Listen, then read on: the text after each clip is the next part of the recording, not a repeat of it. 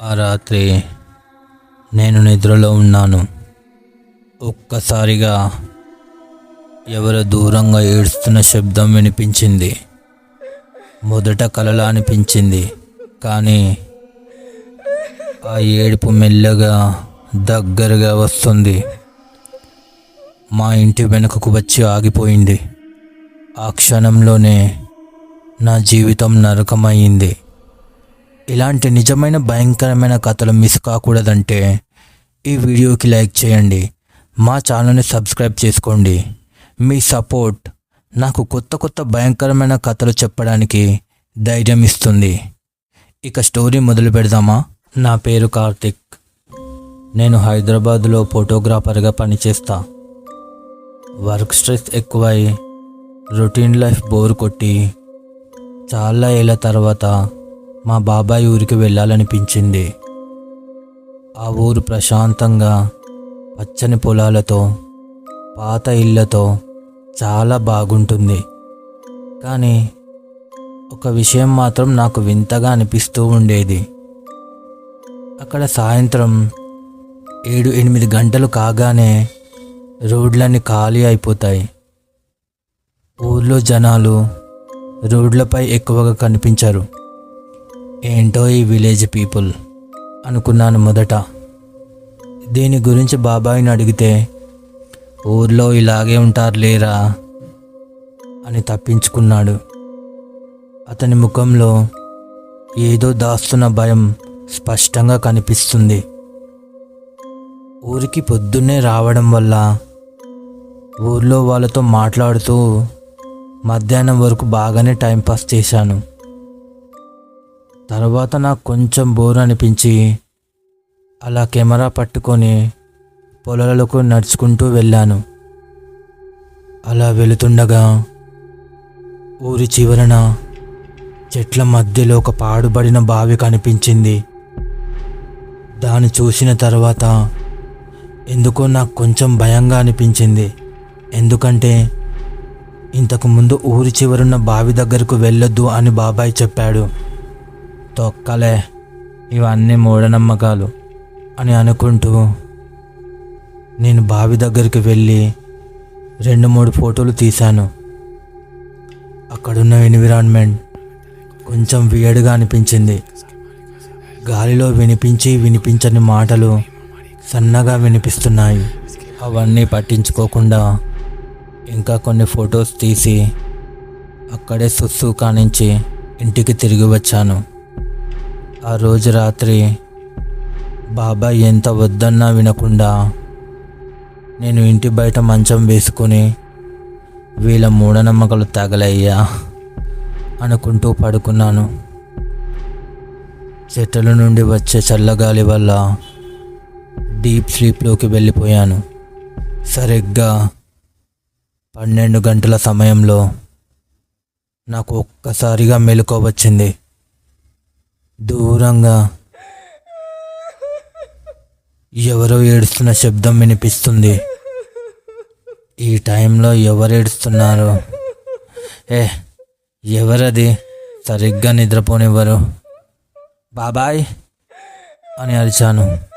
మొదట ఒక అమ్మాయి గొంతులా అనిపించినా అది మా ఇంటి వైపు వస్తుందని అర్థమవుతోంది.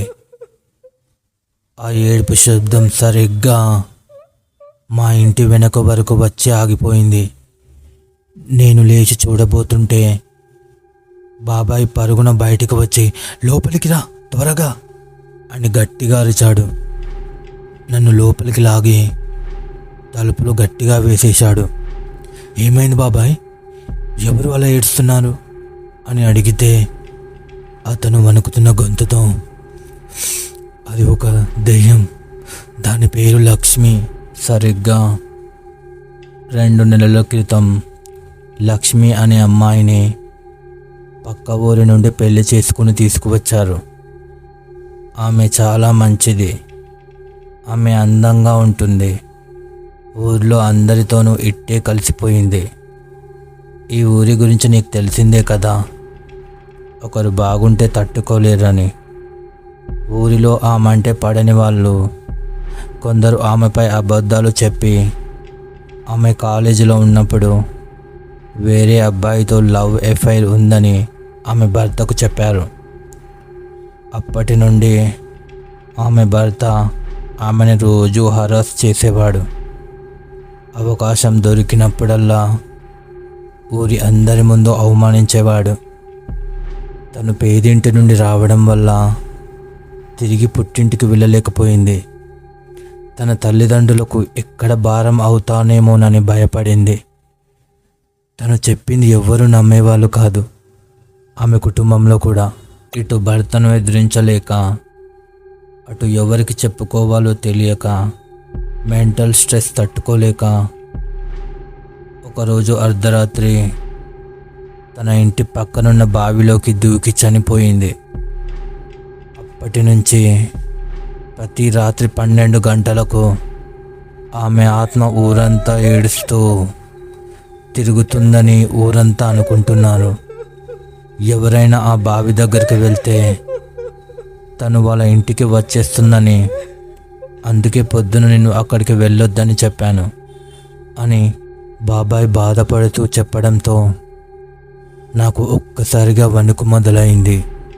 అంటే నేను అక్కడికి వెళ్ళి ఫోటోలు తీశాను అని ఇప్పుడు చెప్తే ఇంకేమైనా ఉందా అనుకుంటుండగా బాబాయ్ నన్ను కిటికీ దగ్గరకు తీసుకెళ్ళాడు. చూడు, కానీ శబ్దం చెయ్యకు అని చెప్పాడు.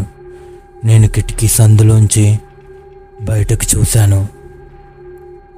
చీకట్లో రోడ్డుపై ఒక అమ్మాయి మెల్లగా నడుస్తోంది.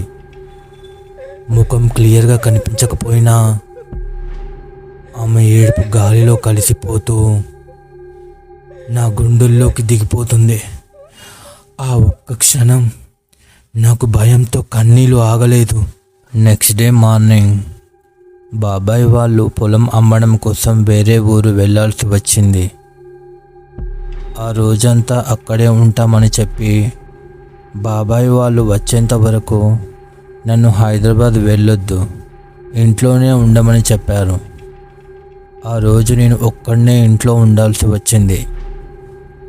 బాబాయ్ వాళ్ళు బయలుదేరి వెళ్ళిపోయారు. ఆ తర్వాత ఇల్లు పూర్తిగా నిశ్శబ్దంలో మునిగిపోయింది. పగలే అయినా ఖాళీ ఇల్లు ఒక వింతగా అనిపించింది.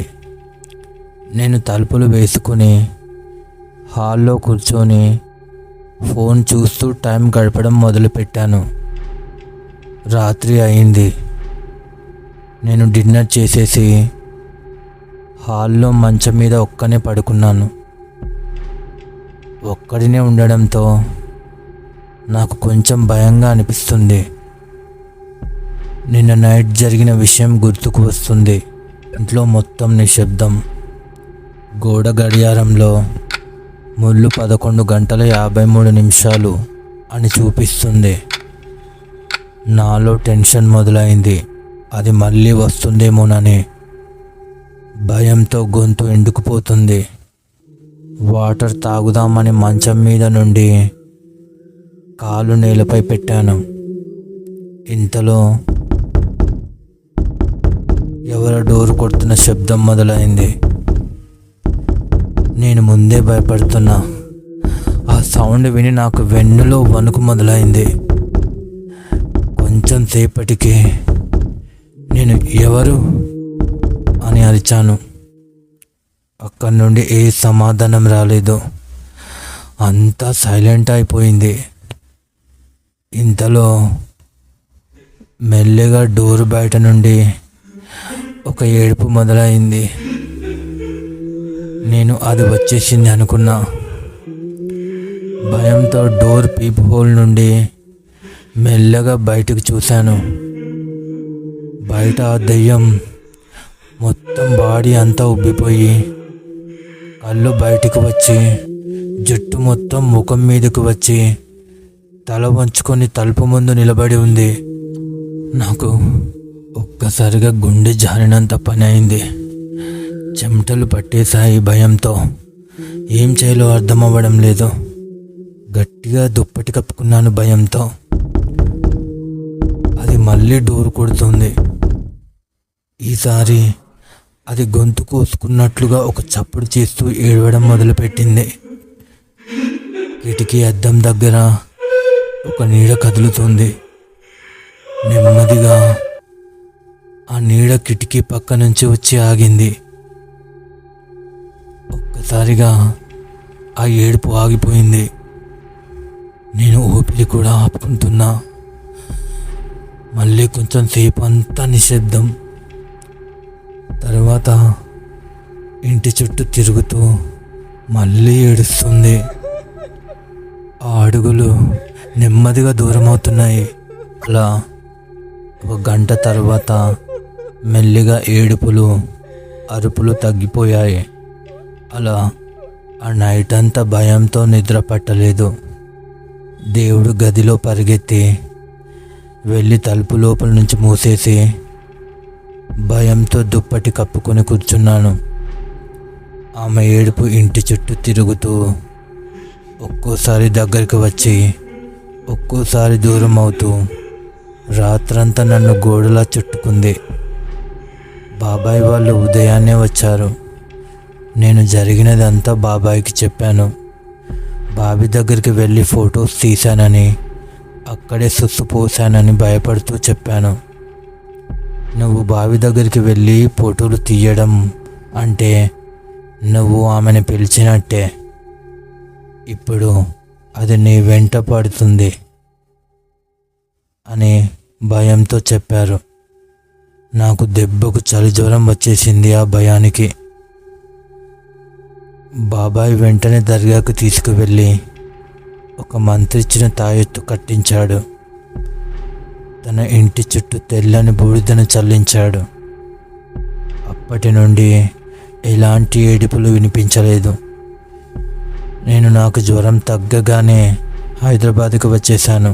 కానీ ఈ రోజుకి కూడా రాత్రి బాగా నిశ్శబ్దంగా ఉన్నప్పుడు చాలా దూరం నుంచి ఆమె ఏడుపు కొద్దిసేపు వినిపిస్తూనే ఉంటుంది.